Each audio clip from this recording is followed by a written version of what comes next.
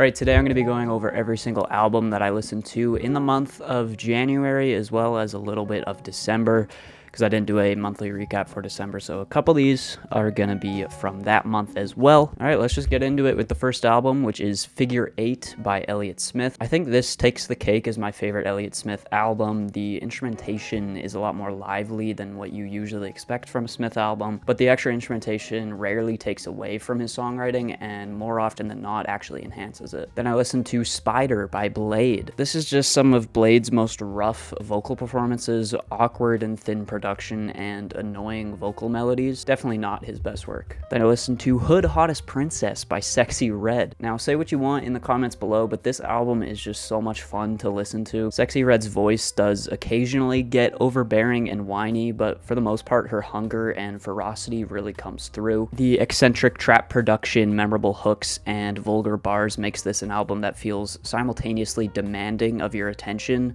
but never comes across as trying too hard. Then I listened to At Long Last ASAP by A$AP Rocky. I heard a bunch of these tracks growing up, and listening to this in full recently was just nostalgic and eye-opening, to say the least. Back when I heard this a while ago, I just thought it was some cool, moody hip-hop with some charismatic vocals, but man, the production here is just really fantastic. This album blends genres effortlessly, and the sampling is supremely unique. Rocky's rapping here is obviously fantastic, his flow is smooth yet precise, and just the timbre of his voice keeps me coming back over and over again. Then I listened to Few Good Things by Saba. This title couldn't be more accurate. There's a few good things on this record. The lighthearted grooves and flows on the second track are infectious, and the simple production and vulnerable storytelling on 2012 is intriguing. However, Saba's lyrical prowess and storytelling chops are ultimately held back by a lack of focus within the production and some risks that just don't pan out. The tone set by the first two tracks of this album is pretty much completely disregarded by the rest of the album, showing an overall lack of care to create a coherent experience. Lots of this album just comes across as awkward, and like Saba, is going for ideas that just aren't fully realized. Then I listened to Rat Saw God by Wednesday. This is a pretty solid indie rock record with some fantastic guitar recordings,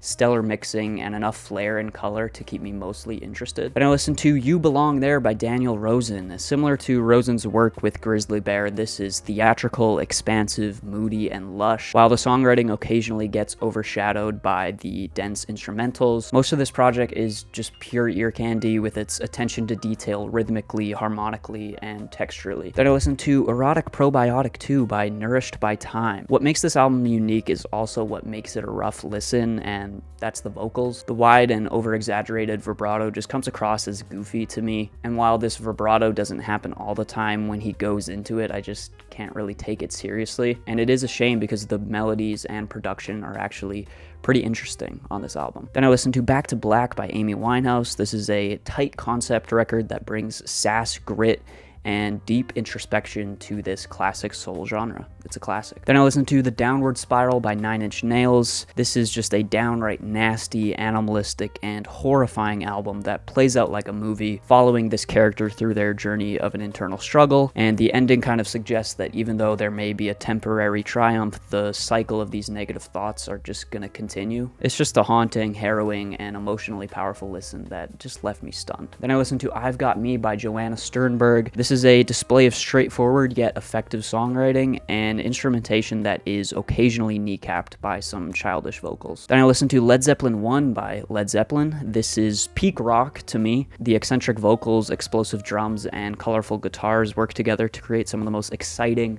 fun, ambitious, and adventurous songs I've ever heard. Then I listened to Love Deluxe by Sade. This album is like taking a nice, long, warm shower. Just closing your eyes and floating along to the smooth production and soothing vocals is just such an enjoyable experience. Then I listened to Hibiscus by Adrian Lenker. This is a fragmented yet meditative exploration of birth, death, and love. Lenker really understands that less is more as she conveys such potent emotions in so few words. Then I listened to Wild is the Wind by Nina Simone. Simone's unique voice, quivering vibrato, power and presence, unreal vocal range, and detailed piano compositions steal the show on these powerful and slightly dark songs. Then I listened to 444 by Jay-Z.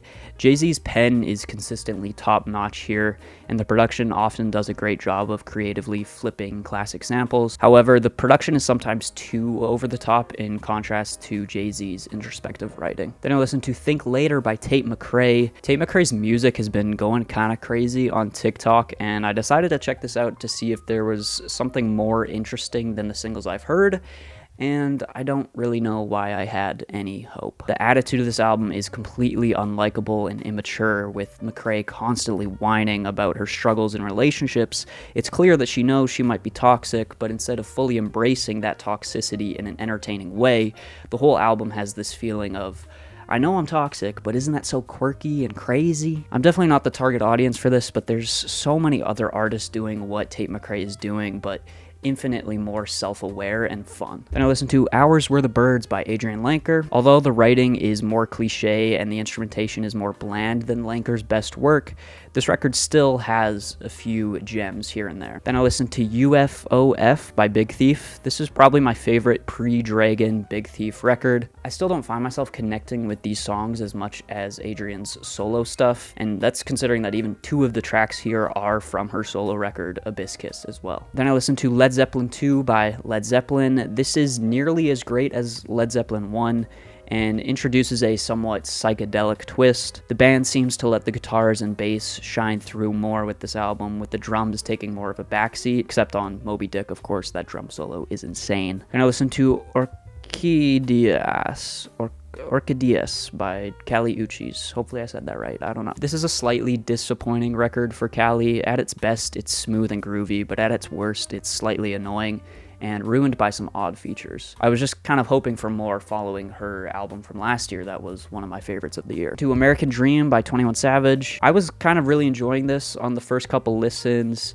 I thought there were some lines that really stood out and caught my ear, but as I come back to this, it gets a little bit repetitive and a little bit mind-numbing. Then I listened to Haunt Me by Tim Hecker. This is probably my favorite ambient album I've ever heard. The hissy textures and glitchy rhythms blend with this lush bed of synths in a really unique way. I've fallen asleep to this album like pretty much every single night since I've heard it. It's just really calming. Then I listened to A Quiet Farewell by Sloss and Malone. Most of the best moments happen towards the end of this record, where the songs get more surreal, dense, and twisted. However, I do feel like it just pales in comparison to Excelsior because it leans too heavily into creating a fragmented track list. Then I listened to Iaka by Bill Ryder Jones. I don't really see the hype with this album. Pretty much everything about it is mediocre to me. The writing is passionless, the instrumentation is decent at moments, but the biggest problem with this album is the vocals. The breathy and closely mic'd vocals really just don't fit within these mixes for me. Then I listened to The Velvet Rope by Janet Jackson. This is sensual yet goofy at points. It's just colorful, catchy, and a whole lot of fun. Then I listened to Led Zeppelin 3 by Led Zeppelin. This album definitely finds its footing in the second half. Some of the folk-leaning tracks feel kind of bland, and some feel like an actual creative take on the sound while also incorporating what makes their first 2 albums great. This album is at its best when it goes for something really different, and I just wish it did that a little bit more. Then I listened to Tapestry by Carole King. There's a lot of passion that bleeds through with the songwriting and King's vocals. However, the production can tend to feel flat, which makes it difficult for me to be interested in the overall sonic palette of this record. Then I listened to Insano by Kid Cudi. I've never been a huge fan of Cudi's rapping, and that's unfortunately what most of this album is. His delivery just feels extremely awkward on most of these tracks. The album has its moments of decent production, and I don't think it's as bad as people are saying, but it's just nothing super memorable. Then I listened to My Story Got Stories by Bruiser Wolf. What on the surface may seem like just a guy with a goofy voice is actually some extremely clever and thought-provoking performances. It's colorful and hilarious, but also knows when to take itself seriously. I do think that Bruiser can experiment with a wider variety of flows and delivery on future albums, but this is still a solid record nonetheless. And the last album I listened to this month was Wall of Eyes by The Smile. Tom York and The Smile further venture into the krautrock sound that was briefly explored on a moon-shaped pool, and to pretty great results. It's haunting yet danceable with more ambition than I was expecting, and overall just a really textured soundscape and enthralling listen. I think it's great. All right, and that's going to do it. That was every single album I listened to in December/January. Let me know your thoughts down below. Let me know if you disagree with anything. Leave a like, subscribe, go join the Patreon if you want to see some uncut reactions. I should have the Led Zeppelin 4 reaction coming soon. Thank you guys for watching. I'll see you guys in the next one. Peace out.